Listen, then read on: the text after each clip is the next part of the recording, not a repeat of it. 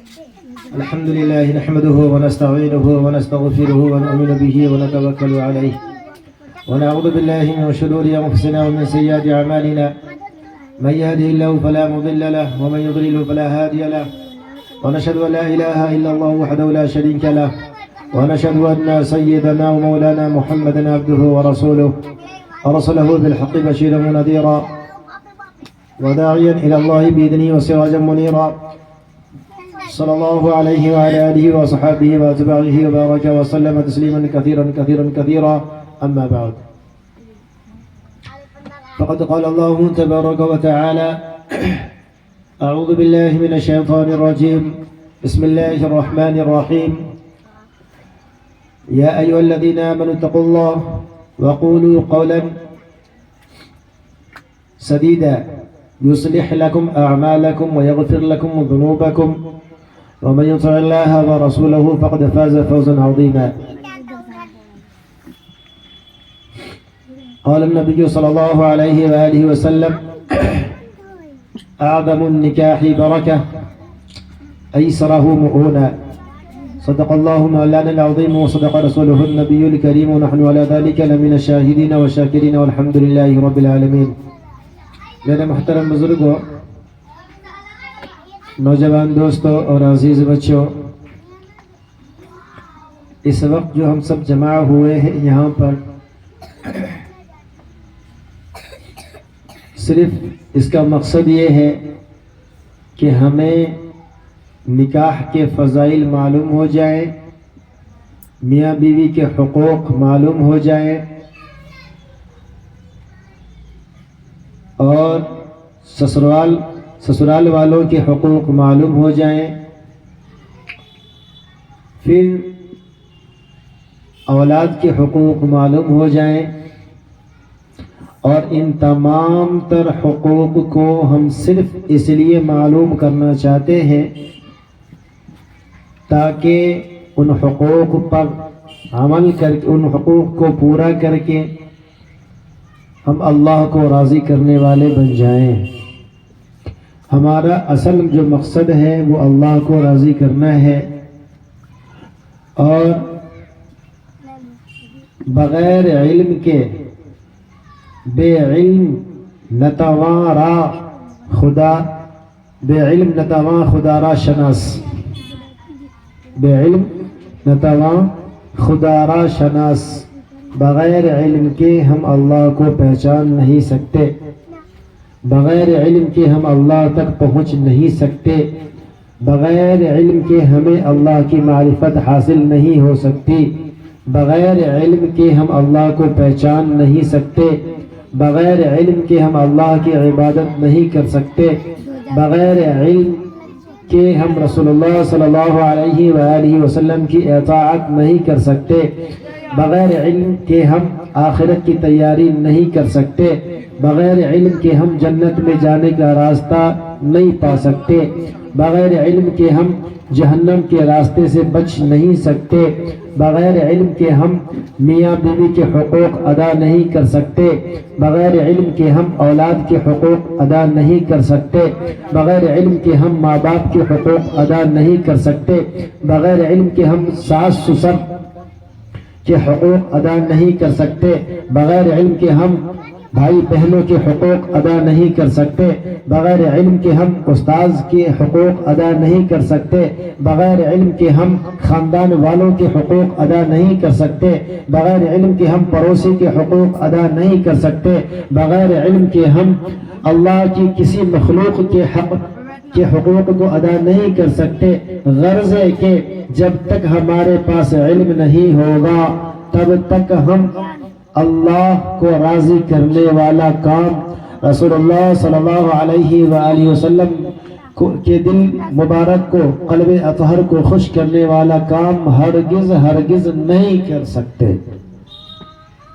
تو پتہ کیا چلا، ہمارا یہاں پہ جمع ہونا مقصد یہ ہے کہ علم کی چند باتیں جو حقوق سے متعلق ہیں وہ ہمیں بتائی جائیں کہ نکاح جو ہونے والا ہے شوہر کو بیوی کے حقوق کا پتہ چل جائے اور بیوی کو شوہر کے حقوق کا پتہ چل جائے. اور خوب یاد رکھیں اس بات کو کہ جب تک ہم ایک دوسرے کے حقوق کو ادا کرنے والے نہیں بنتے اور تب تک ہم ایک دوسرے کے حقوق کو پامال کرنے والے ہی رہیں گے. اور جب ایک دوسرے کا حقوق پامال ہوگا تو کوئی سا بھی رشتہ قائم و دائم نہیں رہ سکتا، وہ ٹوٹ جائے گا. اور فضیلت رشتہ بچانے کی ہے، رشتہ توڑنے کی نہیں ہے، بلکہ رشتہ توڑنے پر تو وعید ہے. لیکن ان تمام تر باتوں سے پہلے چند باتوں کو میں آپ کے گوش گزار کرنا چاہتا ہوں. اور وہ چند باتیں کیا ہیں؟ شادی کے متعلق، کہ ہم شادی بیاہ کے موقع پر موت کا نام لینا منحوس سمجھتے ہیں، حالانکہ یہ غیر مسلموں کا طریقہ ہے، ہمارے ہندو بھائیوں کا طریقہ ہے، مسلمانوں کا طریقہ نہیں ہے. مسلمان خوشی ہو یا غم ہر جگہ اپنی موت کو یاد رکھتا ہے. عام طور سے شادی بیاہ کے موقع پر جو رسم و رواج ہمارے یہاں ہوتے ہیں، یہ سارے رسم و رواج ہمارے ہندو بھائیوں کا ہے. مسلمانوں کے یہاں کوئی رسم و رواج نہیں ہے سوائے نکاح پڑھانے، ایجاب و قبول کرنے اور ولیمہ کرنے کے. ان کے علاوہ کوئی رسم و رواج نہیں ہے. اور یہ بھی جان لیں کہ مسلمانوں کے یہاں اسلام کے اندر، اسلام میں، اب مسلمان کہنا شاید کہ غلط ہوگا کیونکہ ہم مسلمانوں نے اپنے ہندو بھائیوں کا بہت سارا طریقہ اپنے یہاں رائج کر لیا، تو اس لیے یہ کہنا بجا ہوگا کہ اسلام کے اندر بیٹی کی شادی میں 1 روپیہ بھی خرچہ نہیں ہے. ہمارے ہندو بھائی خرچ کرتے ہیں اپنی بیٹی اور بہن کی شادیوں میں، لاکھوں روپیہ خرچ کرتے ہیں. اس کی وجہ یہ ہوتی ہے کہ وہ یہ سوچتے ہیں کہ جہیز دے کر، نقد کیش پیسہ دے کر جان چھڑا لے. ان کے یہاں جائیداد میں، وراثت میں بیٹی کا کوئی حصہ نہیں ہے، اس لیے وہ جہیز دیتے ہیں اور نقدی دیتے ہیں. لیکن اسلام میں نہ جہیز ہے نہ نقدی ہے، یہ دونوں حرام. نہ بارات ہے، بارات بھی نہیں ہے، یہ بھی حرام ہے. کیا اسلام میں وراثت میں بیٹی کا حصہ ہے. قرآن نے بیٹی کا حصہ متعین کیا اسلام کے اندر. وراثت میں قرآن نے وراثت میں بیٹی کا حصہ متعین کیا. بارات کو بھی ختم کیا، جہیز کو بھی ختم کیا، نقدی جس کو کیش کہتے ہیں اسے بھی ختم کیا اور وراثت میں حصہ ڈال دیا. ہمارے ہندو بھائیوں کے یہاں یہ حصہ نہیں ہے، اسلام نے یہ حصہ دیا ہے. اب اس کے باوجود ہمارے یہاں سارے رسم و رواج ہوتے ہیں اور کہتے ہیں جی شادی زندگی میں بار بار تھوڑی ہوتی ہے. میں یہ کہا کرتا ہوں کہ اصل میں یہ جو جملہ ہے نا کہ شادی بار بار تھوڑی ہوتی ہے، یہ جملہ بھی ہندو بھائیوں کا ہے، اسلام میں نہیں ہے. یہ جملہ اسلام میں ہے کیا؟ فَانْكِحُوا مَا طَابَ لَكُم مِّنَ النِّسَاءِ مَثْنَىٰ وَثُلَاثَ وَرُبَاعَ. ہاں اسلام کہتا ہے، آپ جو کہتے ہو نا اسلام میں بار بار شادی نہیں ہے شادی بار بار، 1 بھی ہے، 2 بھی ہے، 3 بھی ہے، 4 بھی ہے، بار بار شادی ہے اسلام میں. کس نے کہا بار بار شادی نہیں ہے؟ بار بار شادی نہیں ہے. یہ ہمارے ہندو بھائیوں کیا ہے کہ جس گھر سے، اپنے گھر سے، باپ کے گھر سے ڈولی اٹھی ہے اور پتی کے گھر سے ارتھی اٹھے گی، بس بیٹی کے لیے اور شوہر کے لیے یہ ہے کہ وہ 1 شادی کر لے بس کافی ہے، دوسری نہیں کر سکتا. لیکن اسلام میں ایسا نہیں ہے، اسلام میں ایسا نہیں ہے. آخر ہم یہ ساری باتیں کرتے کس وجہ سے؟ لا علمی کی بنا پر. ہمارے پاس علم نہیں ہے نا، اس وجہ سے ہم یہ کام کرتے ہیں، یہ باتیں بولتے ہیں اور سارے خرافات رسم و رواج اب شادی بیاہ میں کرتے ہیں. حالانکہ امام صاحب یا قاضی صاحب، نکاح پڑھانے والے مولوی صاحب جو خطبہ پڑھتے ہیں نا، خطبہ پڑھتے ہیں، وہ خطبہ کیا پڑھتے ہیں آپ کو پتا ہے؟ قاضی صاحب نکاح سے پہلے جو خطبہ پڑھتے ہیں وہ خطبہ کیا ہے؟ کبھی آپ نے سوچا کہ بھائی ہم ابھی میں شادی سے آ رہا ہوں، ایک شادی سے ابھی میں آ رہا ہوں، کم سے کم مجھے لگتا ہے بہت کم تو 5,000 کے پٹاخے پھوڑے ہوں گے، 5,000 کے پٹاخے پھوڑے۔ حالانکہ پٹاخہ کا بنانا بھی حرام، پٹاخہ کا خریدنا بھی حرام، پٹاخہ کا پھوڑنا بھی حرام۔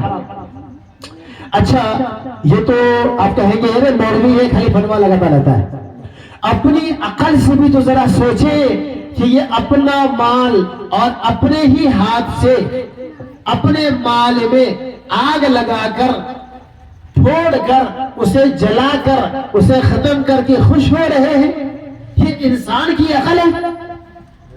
انسان کبھی ایسا کر سکتا ہے؟ کبھی کر سکتا ہے انسان ایسا؟ اپنے ہی سامان میں خود سے اپنے ہی ہاتھوں سے آگ لگا کر پھر خوش ہو رہا ہے کہ واہ میں نے اتنے سارے سامان جلا ڈالے، آگ لگا دیے ہم نے۔ یہ کون سی عقل ہے؟ کس دماغ سے یہ کام کر رہے ہیں؟ ذرا تو سوچیں۔ ہم تو خیر چھوڑے وہ جملہ کو، میں کچھ اور کہنے والا تھا۔ بہرحال ابھی یہ بتانا کہ ذرا تو ہوش کے ناخن لیں، ذرا تو ہوش سے کام لیں، دماغ سے کام لیں کہ بھائی اپنے مال میں اپنے ہی ہاتھوں سے آگ لگا رہے ہیں پھر خوش بھی ہو رہے ہیں۔ کوئی پاگل ہی ہوگا، کوئی مجنون ہی ہوگا جو ایسا کام کر کے خوش ہو۔ تو بتائیے رہا تھا کہ کبھی امام صاحب کہ بھائی ہم بارات لے کر کے آئے، منڈپ سجا ہوا ہے یا ہوٹل میں ہے تو مجلس لگی ہوئی ہے، قاضی صاحب آئے اور نکاح نامہ پر کیا، بھر دیا، لڑکا لڑکی ان کے والدین ان کے گاؤں کا نام لکھ لیا، 2 گواہ کا نام لکھ لیا، مہر کتنا ہے یہ لکھ لیا، اور پھر کچھ آیتیں پڑھی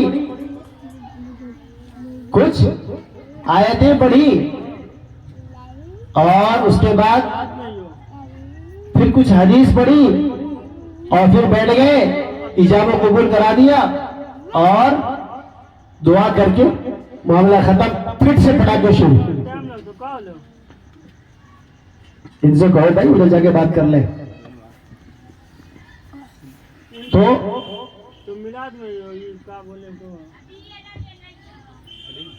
مائک دے دوں بھائی، مائک۔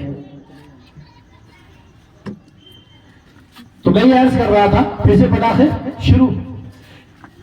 پوری زندگی گزر گئی یا آدھی زندگی گزر گئی یا کم سے کم 10-20 سال سے سن رہے ہیں، دیکھ رہے ہیں اپنی آنکھوں سے کہ اس طرح سے نکاح ہوتا ہے۔ کبھی سوچا ایک پل کے لیے بھی، کبھی یہ خیال گزرا دماغ پر کہ آخر قاضی صاحب جو پڑھ رہے ہیں وہ کیا پڑھ رہے ہیں؟ کیا پڑھ رہے؟ کبھی آپ نے سوچا؟ نہیں سوچا۔ میں بتاؤں کیا پڑھ رہے ہیں؟ آپ کہتے ہیں موت کا نام لینا شادی کے موقع پر منحوس، دیکھ کشی لوگوں سے بڑی باتیں کر رہا ہے بھائی، خوشی کا ماحول ہے۔ اب دیکھیں، اچھا خوشی کے ماحول میں کبھی ڈرنے کی باتیں ہوتی ہیں؟ کبھی نہیں ہوتی۔ اب دیکھیں جتنا بھی دنیا میں نکاح پڑھایا جاتا ہے، ہر نکاح کے اندر خواہ وہ امیر کا ہو، غریب کا ہو، بادشاہ کا ہو، فقیر کا ہو، شہر والوں کا ہو، دیہات والوں کا ہو، گاؤں والوں کا ہو، شہریوں کا ہو، جنگلوں کا ہو، جس کا بھی ہو، اگر وہ مسلمان ہے تو ہر مسلمان کے نکاح میں یہ خطبہ ہوتا ہے، امام صاحب کھڑے ہوتے ہیں، پہلے اللہ کی حمد و ثنا بیان کرتے ہیں، پھر رسول اللہ صلی اللہ علیہ وآلہ وسلم پر درود و سلام بھیجتے ہیں، اس کے بعد جو پہلی آیت پڑھتے ہیں وہ کون سی ہے؟ یا ایھا الناس، اے لوگوں۔ ترجمہ پہ غور کیجئے گا، امام صاحب کیا کہتے ہیں؟ یا ایھا الناس، اے لوگوں۔ اتقو ڈرو. امام صاحب کیا کہہ رہے ہیں؟ بڑی مجلس میں سب کے سامنے. اب چونکہ ہم عجمی لوگ ہیں، عربی تو جانتے نہیں ہیں، نہ کبھی قرآن پڑھنے کی توفیق ملی، ہمیں کیا پتا. کبھی پتہ بھی کیا کرو، کبھی معلوم بھی نہ کیا کرو کہ ہمارا اور آپ کا رب ہم سے اور آپ سے کیا کہہ رہا ہے. اس بڑی مجلس میں دولہا بابو کے سامنے کھڑے ہو کر امام صاحب یہ کہتے ہیں، یا ایھا الناس، اے لوگو، اتقو ڈرو. کس سے؟ ربکم الذی، اپنے اس رب سے، خلقکم من نفس واحدۃ، جس نے تم کو ایک جان سے پیدا کیا، وخلق منها زوجها، اسی ایک جان سے اس کا جوڑا بنایا، وبث منهما رجالا كثيرا ونساء، پھر ان دونوں سے بہت سے مرد اور بہت سی عورتوں کو پھیلا دیا. واتقوا اللہ، پھر کہہ رہے امام صاحب کیا؟ قرآن کی آیت، واتقوا اللہ، اللہ سے ڈرو، تساءلون به والارحام، اس اللہ سے ڈرو جس کا واسطہ دے کر تم ایک دوسرے سے اپنا حق طلب کرتے ہو، اپنا حق مانگتے ہو. اور رشتہ داری کو خراب نہ کرو، رشتہ داری کو خراب کرنے سے بچو. آگے پھر کتنا خطرناک جملہ، ان اللہ کان علیکم رقیبا. ہاں کہہ دے نا، ارے چھوڑو یار، مرنے کے بعد جو ہوگا دیکھا جائے گا، مرنے کے بعد جو ہوگا دیکھا جائے گا. نانا ابھی کون دیکھ رہا ہے، کس کو پتا. نانا کبھی اس گمان میں نہ رہنا، اس گمان میں کبھی نہ رہنا، بلکہ قرآن یہ بتا رہا ہے، ان اللہ کان علیکم رقیبا. پہلے کہا ہے پوری دنیا کے لوگوں سے ڈرو، پھر کہا اللہ سے ڈرو، پھر آگے کہہ رہے ان اللہ کان علیکم رقیبا، اللہ تعالی تم سب کی نگرانی کر رہا ہے. اللہ تعالی تم سب کی نگرانی کر رہا ہے. ان اللہ کان علیکم رقیبا.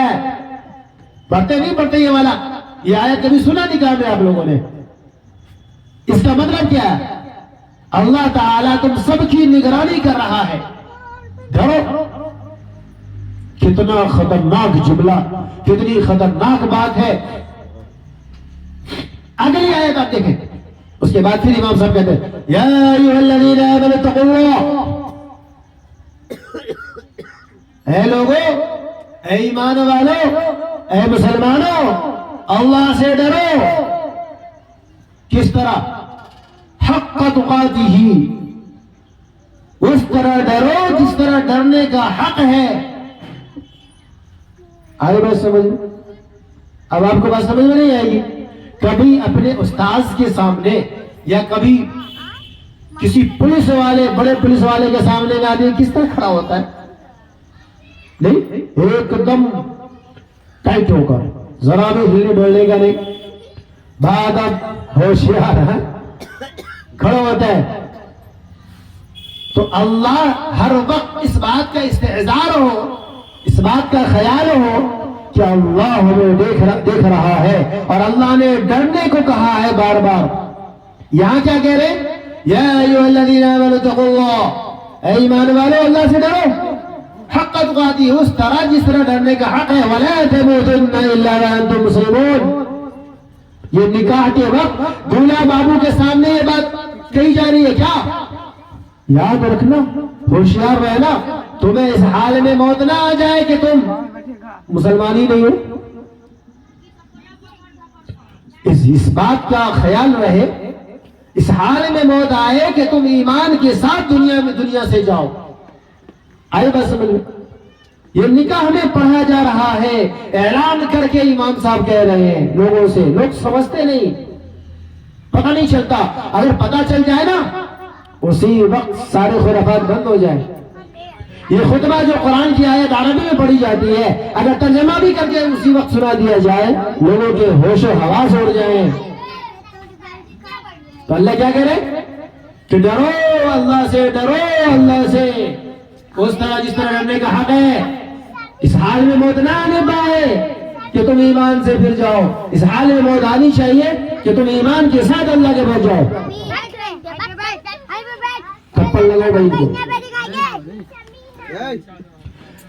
اگلی تیسری آیت امام صاحب، تیسری آیت وہ قاضی صاحب جو پڑھتے ہیں وہ کیا ہے، کون سی ہے؟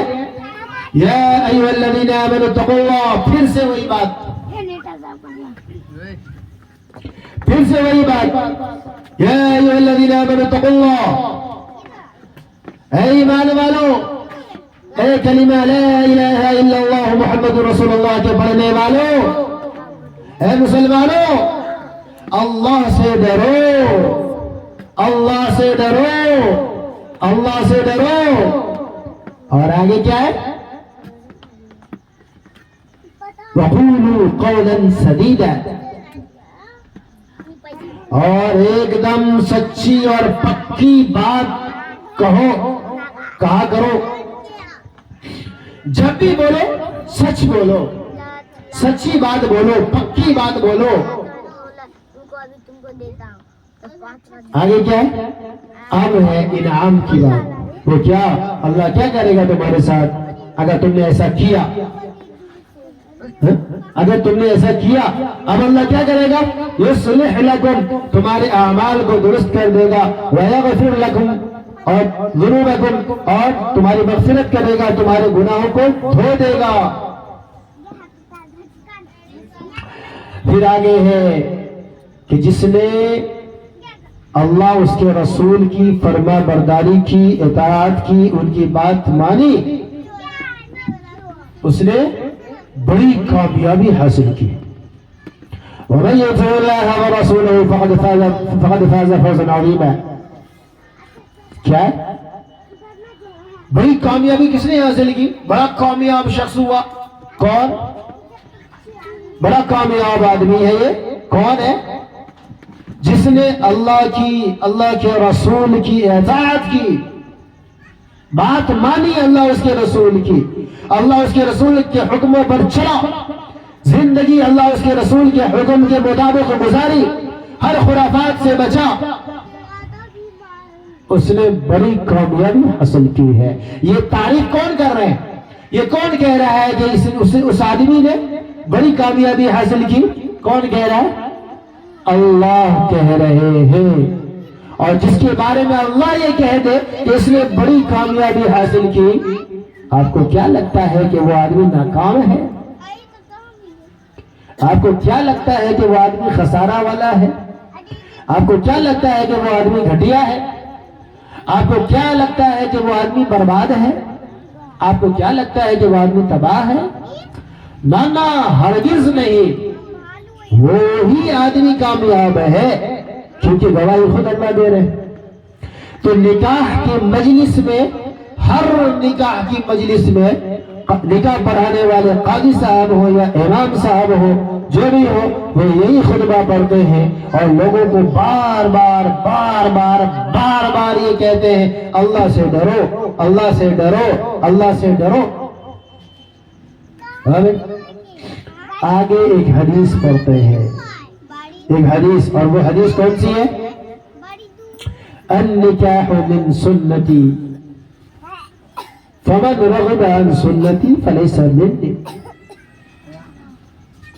اب یہ حدیث دیکھ لیں، وہ کیا ہے؟ ہمارے معاشرے کے اندر ایک بیماری چل پڑی ہے. وہ بیماری کیا ہے؟ لڑکا ہو یا لڑکی، غور سے توجہ سے سنیں گے اور پھر ذرا سوچیں گے آپ کہ آخر میں جو بات بول رہا ہوں وہ صحیح ہے یا غلط ہے. ہمارے معاشرے کے اندر لڑکا یا لڑکی، بچہ یا بچہ، بچہ یا بچی بالغ ہو جائے، بالغ ہونے کے بعد اگر پردہ کے بارے میں کہا جائے نا کہ آپ کی بچی بڑی ہو گئی ہے، آپ ان سے کہیں کہ یہ پردہ کر لیں، لو جی ابھی تو بچی ہے، چھوٹی سی ہے، اس کے لیے کیا پردہ ہے؟ حالانکہ بالغ ہو چکی ہے. اگر لڑکا سے کہا جائے بھائی ان کو نماز کا حکم کرے کہ یہ بڑا ہو چکا ہے، نہ جی ابھی تو بچہ ہے، ابھی تو بچہ ہے. اور اگر نکاح کی بات کی جائے تو گویا کہ ایسا لگتا ہے جیسے تیر مار دیا. کیا بات کرتے ہیں، ابھی تو ننھا سا بچہ ہے، وہ دودھ کا دانت نہیں ٹوٹا اس کا، اور آپ نکاح کی بات کر رہے ہیں جناب. حالانکہ وہی بچہ باہر میں جا کر گلچھڑیاں اڑا رہا ہوتا ہے. اگر گناہ کر لے تو بچہ ہے، نکاح کی بات کریں تو بچہ ہے، پردے کی بات کریں تو بچی ہے ابھی. لیکن اگر وہی بچہ کمانے کے لیے نہ جائے، کمائے نہیں، 2 پیسہ 4 پیسہ کما کر کے لا کر نہ دے ہاتھ میں، تو آپ کیا کہتے ہیں؟ بڈھا پاڑا ہو کے گھر میں بیٹھا ہوا ہے، مفت کی روٹی توڑ رہا ہے، شرم نہیں آتی ہے؟ بوڑھے باپ سے کمواتا ہے، اب بڈھا پاڑا ہوتا جا رہا ہے، گھر میں پڑا رہتا ہے، 2 پیسہ کما کے نہیں لاتا ہے. اگر پیسے کی بات آئے تو بچہ جوان ہے، لیکن گناہ سے بچنے کی بات آئے یا نکاح کی بات آ جائے تو بچہ ابھی تو بچہ ہے، لڑکا بھی بچہ ہے. 18 سال کا جوان فجر کی نماز چھوڑ کر خراٹا لے رہا ہوتا ہے بستر پر. 20 سال چھوڑے 25 سال کا جوان بستر پر فجر کی نماز چھوڑ کر خراٹا لے رہا ہوتا ہے، ٹانگ پہ ٹانگ چڑھا کر کے. اور اگر کوئی کہتے کہ بھائی اسے اٹھاؤ فجر کی نماز پڑھ لے، اماں جان کہتی ہے نہ نہ ابھی تو بچہ ہے، ابھی عمر ہی کیا ہے، نماز کی بات آ جائے ابھی تو بچہ ہے، سونے دو، پڑھے گا جب عمر ہوگی تب پڑھے گا. لیکن اگر پیسے کمانے کی بات آ جائے تو 14 سال کا لڑکا بھی جوان بن جاتا ہے، 15 سال کا لڑکا بھی جوان بن جاتا ہے. خلاصہ کلام میری باتوں کا یہ ہے کہ ہمارا معاشرہ کچھ اور ہے، اسلام کچھ اور ہے. اسلام کو دیکھنے سے پتہ ہی نہیں چلتا کہ ہم مسلمان بھی ہیں. کسی شاعر نے کیا خوب کہا تھا، ہو گئے دنیا سے مسلمان نابود، مسلمان ختم ہو جا رہے دنیا سے، تو کہا کہ ہو گئے دنیا سے مسلمان نابود، ہم یہ کہتے ہیں کہ تھے بھی کہیں مسلم موجود. پھر اسی شاعر نے دوسرے شعر میں یوں کہا کہ تو سید، یوں تو سید بھی ہو، مرزا بھی ہو، افغان بھی ہو، یہ سارے قبیلوں کے نام ہیں، خاندان والوں کے نام ہیں. کیا کہا؟ یوں تو سید بھی ہو، مرزا بھی ہو، افغان بھی ہو، تم سبھی کچھ ہو، بتاؤ مسلمان بھی ہو. کیا کہا؟ تم سبھی کچھ ہو، بتاؤ مسلمان بھی ہو. یعنی ایک مسلمان ہونے کے علاوہ ہم سبھی کچھ ہیں، ہم سبھی کچھ ہیں. ہر بڑائی ہمارے لیے، ہر تعریف ہمارے لیے. اگر ہم کچھ نہیں ہیں تو صرف مسلمان نہیں ہے. پتہ کیسے چلے گا؟ اپنا اعمال دیکھیں، پتہ چل جائے گا. تو یہ جو میں یہ عرض کر رہا تھا کہ نکاح کے متعلق جو حدیث پڑھی جاتی ہے وہ کیا کہ شادی کی، بھلے لڑکا 30 سال کا ہو جائے، 35 سال کا ہو جائے، ابھی تو بچہ ہے. شادی کی بات کریں ابھی تو بچہ ہے. یہ بچہ کتنے گناہ کر رہا ہے، کتنی دفعہ منہ کالا کر چکا ہے، کتنی عزتوں کو نیلام کر چکا ہے، اس کی کوئی فکر نہیں ہے. اپنی جوانی کو خراب کر لیا، اس کی فکر نہیں ہے. شادی کی بات اگر ہو، بچہ ہے ابھی. اچھا، نوجوانوں کی بھی یہ سوچ، ابھی کیا کریں گے، 40 سال کے ہونے کے بعد کریں گے شادی. شادی کون کرتا ہے؟ ابھی یہ کامیابی چاہیے، وہ کامیابی چاہیے، یہ کرنا ہے، وہ کرنا ہے، 10 طرح کی باتیں. اور کچھ لوگ تو نکاح کا انکار بھی کرتے ہیں. تو اب یہ حدیث کو سامنے رکھیں جو قاضی صاحب نکاح کے خطبہ میں حدیث پڑھتے ہیں، النکاح من سنتی، کہ جناب محمد رسول اللہ صلی اللہ علیہ وآلہ وسلم نے یہ ارشاد فرمایا کہ نکاح میری سنت ہے، نکاح میری سنت ہے۔ آگے کیا فرمایا؟ فمن رغب عن سنتی، میری سنت سے جو اعراض کرے گا، یعنی نکاح سے جو منہ موڑے گا، نکاح کرنے سے جو انکار کرے گا، جو نکاح نہ کرے گا، جو نکاح سے دور بھاگے گا، جو نکاح کو نگلیکٹ کرے گا، وہ جان لے کیا؟ فلیس منی، وہ میرا ہے ہی نہیں، وہ میرا ہے ہی نہیں۔ کیا مطلب؟ مسلمان نہیں ہے۔ اگر مسلمان ہوگا نکاح سے محبت کرے گا، نکاح سے محبت کرے گا، مسلمان ہوگا نکاح سے محبت کرے گا۔ ہاں یہ بات اور ہے کہ پیسے نہ ہو یا کچھ اور اندرونی کمی ہو جس کی وجہ سے نکاح نہ کر سکے، لیکن اگر نہیں کیا تب بھی دل میں یہ قلق تو ضرور ہوگا کہ کاش میرے پاس یہ کمی نہ ہوتی، یا کاش میرے پاس پیسوں کی کمی نہ ہوتی تو میں بھی نکاح کرتا۔ یہ قلق تو ہوگا ضرور دلوں کے اندر، لیکن سرے سے جو نکاح کا انکار کر دے یا نکاح سے بھاگے، فرمایا فلیس منی، وہ میرا ہے ہی نہیں۔ اب آپ انصاف کی نظر سے مجھے بتائیں، ذرا غور سے سننے کے بعد میں نے تفصیل کے ساتھ وضاحت کے ساتھ آپ کو وہ باتیں بتائی ہیں جو میرا یہ اپنا گمان ہے کہ شاید اب تک اس طرح کی باتیں آپ نے سنی بھی نہ ہو، کہ نکاح کے اندر میں قاضی صاحب جو خطبہ پڑھتے ہیں وہ کیا پڑھتے ہیں، اس کا مطلب کیا ہے، پتہ بھی نہ ہوگا شاید۔ تو باتیں کیا ہوئی کہ ہر آیت کے اندر میں اللہ سے ڈرایا گیا، پھر یہ کہا گیا کہ تم اس طرح دنیا میں زندگی گزارو اس بات کی فکر کرتے ہوئے کہ تم مسلمان ہو کر دنیا سے اللہ کے پاس جاؤ، موت آئے اس حال میں کہ تم ایمان والے ہو۔ اور آگے سنت کی بات بتائی کہ نکاح میری سنت، جو اس سے اعراض کرے وہ میرا نہیں ہے، یعنی مسلمان نہیں ہے۔ ان تمام تر باتوں کا خلاصہ کیا نکلتا ہے کہ پہلی بات، اسلام میں بار بار نکاح ہے، اور یہ بار بار نکاح کیوں رکھا گیا میں بتاؤں، انشاءاللہ پھر کبھی موقع ملا تو آپ کو بتاؤں گا۔ آج میں زیادہ ڈیٹیل میں جانا نہیں چاہتا ہوں، خلاصہ کلام اس کا مختصر سا ایک جملہ، مختصر سی ایک بات میں آپ کو بتا دوں کہ بار بار نکاح اسلام میں اس لیے ہے کہ اسلام نے زنا سے، بدکاری سے، غلط کام سے مسلمانوں کو روکا ہے۔ بات سمجھ میں آئی؟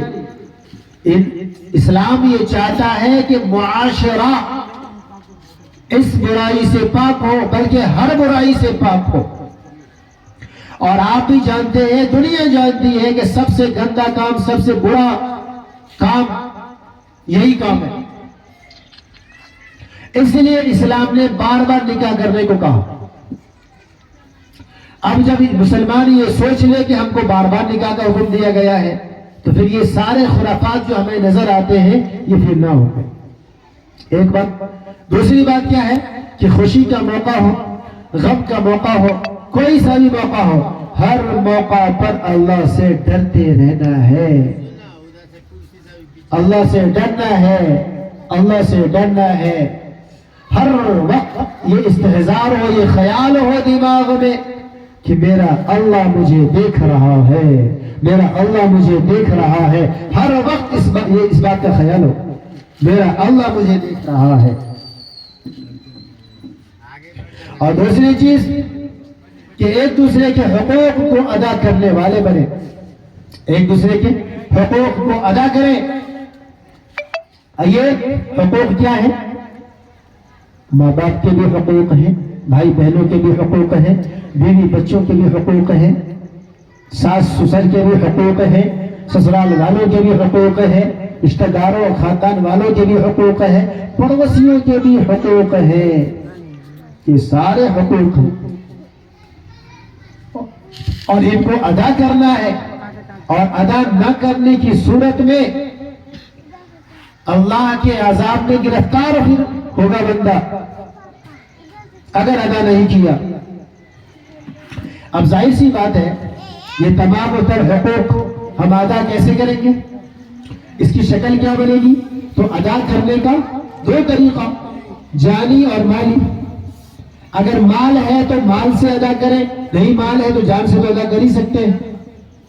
اس میں بالخصوص میں جو یہ کہوں گا کہ ہمارے یہاں ایک اور میلاد کے موقع پر یا جلسوں میں یا دینی مجلسوں میں یا قوالیوں میں جگہ جگہ ایک بات کہی جاتی ہے، وہ بات کیا ہے؟ ہر جگہ سب سے زیادہ ماں کے حقوق کو بیان کیا جاتا ہے اور بہت کم جگہ ماں اور باپ ان دونوں کے حقوق کو بیان کیا جاتا ہے۔ لیکن بہت افسوس اور صد افسوس کی بات یہ ہے کہ کہیں بھی الا ماشاءاللہ، ورنہ کہیں بھی بیوی کے حقوق کو بیان نہیں کیا جاتا، کہیں بھی بچوں کے حقوق کو بیان نہیں کیا جاتا۔ یہ بڑے افسوس کی بات ہے، حالانکہ پہلے تو اولاد ہے۔ پہلے یہ میں اکثر کہا کرتا ہوں اپنے بیانوں میں کہ آپ پہلے اولاد کے حقوق کو ادا کریں۔ ماں باپ اولاد کے حقوق ادا نہیں کرتے، لیکن جب بوڑھے ہو جائیں گے تو چیخ چیخ کر، چلا چلا کر، اپنے گریبان کو پھاڑ پھاڑ کر، لوگوں میں شور مچا کر بچوں سے اپنا حقوق وصول کروائیں گے۔ ایک بڑی وجہ تو یہ ہے اس کی کہ ہم جس ملک کے اندر میں رہتے ہیں یہاں ہمارے ہندو بھائیوں کی اکثریت ہے، اور ہندو بھائیوں کے یہاں ماتاؤں کی پوجا ہوتی ہے، ان کے ماؤں کا گانا بجتا ہے، مسلمان اس کو سنتے ہیں۔ مسلمان چونکہ عالموں سے دور ہیں، علماء سے دور ہیں، بیان میں آتے نہیں، دینی مجلس میں جاتے نہیں، قرآن سے ان کا واسطہ نہیں، حدیث سے ان کا کوئی ناطہ نہیں، تو انہیں کیا پتا کہ علم کیا ہے، صحیح علم کیا ہے۔ اب چلتے پھرتے اٹھتے بیٹھتے نہ چاہتے ہوئے بھی وہ بھجنی، وہ گانے سب کان میں گھستے ہیں، دماغ میں گھستے ہیں۔ اور میں تو کئی ایسے مسلمان عورتوں کو بھی گنگناتے ہوئے سنا، وہ تمام ترانے جو گانے بجانے ہوتے ہیں نا غیر مسلم بھائیوں کے، ہندو بھائیوں کے، وہ مسلمانوں کو میں نے گاتے ہوئے سنا ہے۔ وہی چیز ذہن میں بیٹھ چکی ہوتی ہے۔ خوب یاد رکھ لیں، خوب یاد رکھ لیں کہ ان گانوں کا سننا بھی حرام ہے، ان کا گانا بھی حرام ہے۔ اب یہاں پر ایک بات ذہن نشین فرمائیں کہ صرف ماں کے حقوق کو بیان کیا جاتا ہے۔ میلادوں میں بھی ہمارے نعت پڑھنے والے لوگ بھی ماں کے حقوق کو زیادہ بیان کرتے ہیں۔ نعت پڑھنے والوں کے آگے دیکھیں، جھوم جھوم کر کے، ایک دم جھوم جھوم کر کے ماں کے حقوق کو بیان کریں گے، ایسا لگتا ہے جیسے باپ کا پتہ ہی نہیں ہے، باپ کوئی چیز ہی نہیں ہے۔ نعت پڑھنے والے بھی، تقریر کرنے والے بھی ماں کے قدموں کے نیچے اور یہ اور وہ دنیا بھر کا پورا لگا بیٹھے، باپ کو ہوا میں اڑا دیا۔ تو میں یہ اکثر اپنے بیان کرنے والوں سے بھی کہا کرتا ہوں اور آپ لوگوں سے بھی کہتا ہوں کہ بھائی جہاں پر ماں کے حقوق کو بیان کروائیں، اس سے کہیں زیادہ باپ کے حقوق کو بھی بیان کروائیں، باپ کے حقوق کو بھی بیان کروائیں، باپ کے حقوق کو سنیں، باپ کے حقوق کو جانیں۔ میں دیکھ رہا ہوں معاشرے کے اندر میں کہ ماؤں کی تو خوب پوجا ہوتی ہے، ماؤں کی تو خوب آؤ بھگت ہوتی ہے، ماں کی تو خوب خدمت ہوتی ہے، باپ کو کوئی پوچھتا ہے تک نہیں ہے۔ بڑھاپے کے اندر بھی بیچارہ باپ جوانی بھر محنت کر کے اپنے خون کو پسینہ بنا کر، پانی بنا کر نکال دیا، اپنی جوانی کو ختم کر دیا اس بچوں اور ان بچوں کی ماں کو پالنے کے چکر میں جوانی ختم کر دیا۔ اس کے باوجود باپ کی کوئی قدر نہیں، کوئی پوچھتا تک نہیں۔ ہم میں سے کتنے لوگ یہاں ایسے بیٹھے ہوئے ہیں جو رات کو جب آتے ہیں اپنے گھر تو اپنے ابا جان کے پاس جا کر بیٹھتے ہیں، کہتے ہیں ابو شاید آپ تھکے ہوں گے یا آپ کے پیر میں درد ہوگا، لائیے میں آپ کا پاؤں دبا دوں، آپ کے سر میں تیل لگا دوں۔ کتنے بیٹے یہاں پہ ایسے بیٹھے ہوئے مجھے بتائیں جو اپنے باپ کے ساتھ ایسا سلوک کرتے ہیں؟ ماں کے ساتھ تو وہ سارے لوگ کر بھی دیتے ہیں، سب تو نہیں کر رہے ہیں ابھی کے وقت میں، لیکن بہت سارے لوگ ابھی بھی کر رہے ہیں، لیکن باپ کے ساتھ کون کرتا ہے مجھے یہ بتائیں؟ باپ کو ایک دم نگلیکٹ کر دیا۔ اچھا کچھ لوگ یہ بھی بڑی غلطی کرتے ہیں کہ اپنی بیویوں کو کہتے ہیں جانا ابا کو کھانا دے دینا، جانا ابا کو پانی پہنچا دینا، جانا ابا کو ابا کا خدمت کر دینا، جانا۔ خوب جان لیں کہ ابھی کے وقت میں سسر اور بہو کے درمیان بھی پردہ فرض ہے۔ کوئی عورت اپنے سسر کی خدمت نہیں کر سکتی الا یہ کہ سسر اس حال میں پہنچ چکا ہو کہ ایک دم وہ بستر سے اٹھ نہ سکتا ہو، صرف بول سکتا ہے، جس کو آخری وقت کہا جاتا ہے، ہاتھ پیر بھی کام نہیں کر رہا، اس کا ایک دم مریض ہو چکا ہے، بیڈ پہ ہی سالوں سے پڑا ہوا ہے۔ ایسا اگر سسر ہے تو ٹھیک، ورنہ اگر ہٹا کٹا چلتا پھرتا کام دھندا کرنے والا سسر ہے تو اس سے بہو کا پردہ ابھی کے وقت میں فرض ہے۔ یاد رکھیں یہ فتنے کا دور ہے، ہرگز آپ اپنی بیوی کو نہیں بھیج سکتے باپ کی خدمت کے لیے۔ ہاں ماں کی خدمت کے لیے بھیج سکتے ہیں، باپ کی خدمت کے لیے نہیں بھیج سکتے۔ آپ باپ آپ کا ہے، آپ خدمت کریں نا، آپ کو شرم آتی ہے؟ یہی باپ جس نے بچپن میں آپ کو گودی میں کھلایا، کاندھے کی سواری کرائی، کبھی گھوڑا بن کے آپ کو سواری کرائی، اپنی جوانی آپ نے نام کر دیا اور اپنی جوانی آپ کو دے کر آپ کو جوان کر دیا۔ کبھی آپ ان کے کپڑوں پر پخانا کرتے تھے، کبھی ہاتھ پر پیشاب کرتے تھے، آج اسی باپ کا پاؤں دبانے میں آپ کو شرم آتی ہے، شرم محسوس ہو رہا ہے؟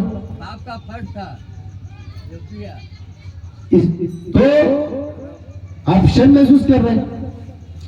اس لیے میں کہا کرتا ہوں کہ آپ ابھی آپ کریں کیا کہ بچپن میں بچوں کے حقوق کو ادا کریں، ان کے حقوق کو معلوم کریں کہ اولاد کے کیا حقوق ہیں، یہ معلوم کریں، اور جب وہ اس قابل ہو جائے کہ تعلیم حاصل کر لے پھر اسے آپ دینی تعلیم دیں۔ دنیاوی تعلیم دیں نہ دیں آپ کی مرضی، لیکن دینی تعلیم اتنا کہ وہ حرام اور حلال کی تمیز کر سکے، اتنی تعلیم اسے ضرور دیں، اسے ماں باپ کے حقوق بتائیں، اور پھر جب وہ بوڑھا ہوگا تو پھر جب آپ بوڑھے ہوں گے وہ جوان ہوگا تو انشاءاللہ پھر آپ کو کہنے کی ضرورت نہیں پڑے گی، پھر وہ از خود آپ کی خدمت کرے گا۔ تو اگر آج کی اولاد، نیو جنریشن، آج کے بچے اگر اپنے ماں باپ کی خدمت نہیں کر رہے ہیں تو اس میں کہیں نہ کہیں بہت بڑی غلطی ہماری بھی ہے کہ ہم بچپن میں اولاد کے حقوق کو ادا نہیں کرتے صحیح طریقے پر۔ یوں کھلا دینا، پلا دینا، گھما دینا، ہنسا بولا دینا بچپن میں، جب وہ بڑا ہو گیا 6 سال 7 سال 10 سال 12 سال کا ہو گیا، اب اس کے ساتھ رویہ کچھ الگ ہو جاتا ہے۔ حالانکہ مہربانی کا رویہ یہاں بھی ہونا چاہیے۔ اکابرین نے 3 اصول بتائے کہ بچوں کی زندگی کے 3 اسٹیپ۔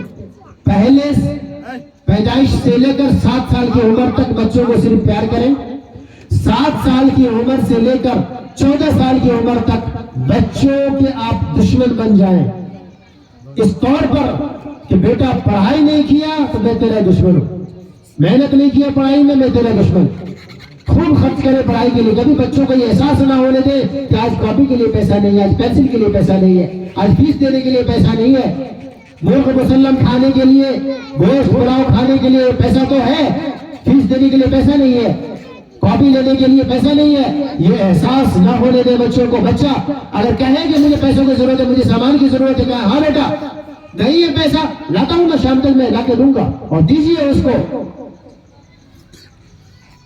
اور جب 14 سال کا بچہ ہو جائے تو اب اگر بیٹا ہے تو باپ اس بیٹے کو دوست بنا لے، بیٹی ہے تو ماں اس بیٹی کو دوست بنا لے، 14 साल की उम्र के बाद दोस्त बनाए। अब दोस्त बना करके उनकी दिल की बात सुने और सही मशवरा दे उसको, और फिर जब मौका मिले, मुनासिब रिश्ता मिले, शादी कर दे।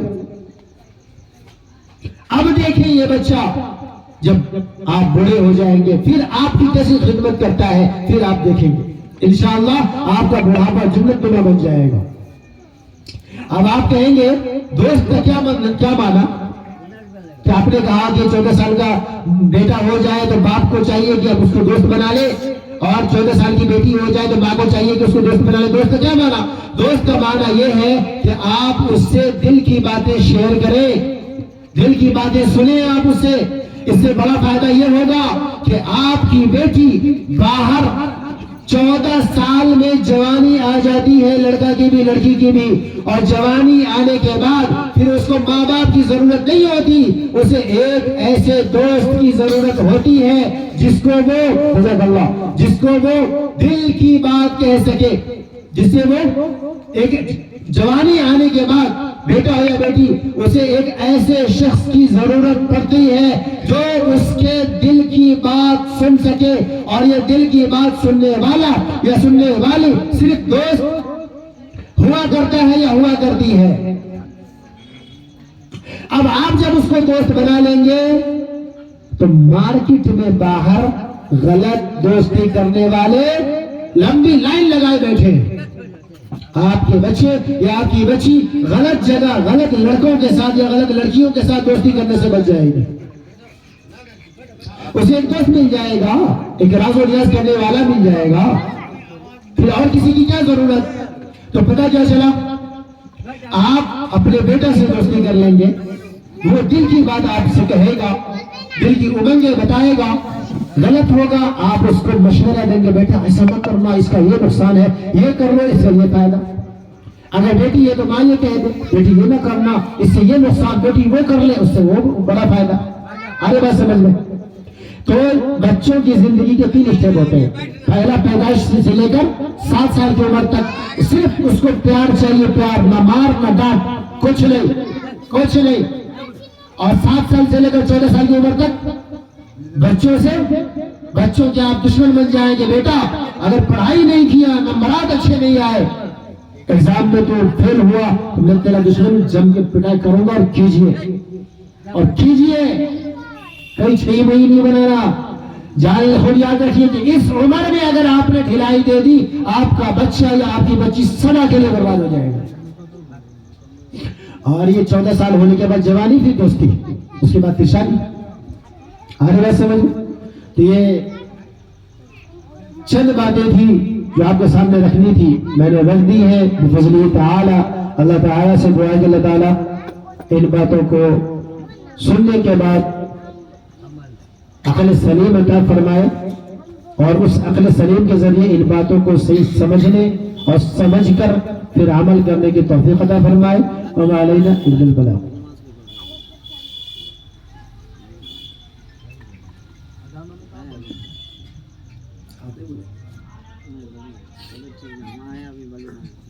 अच्छा, बंद करो।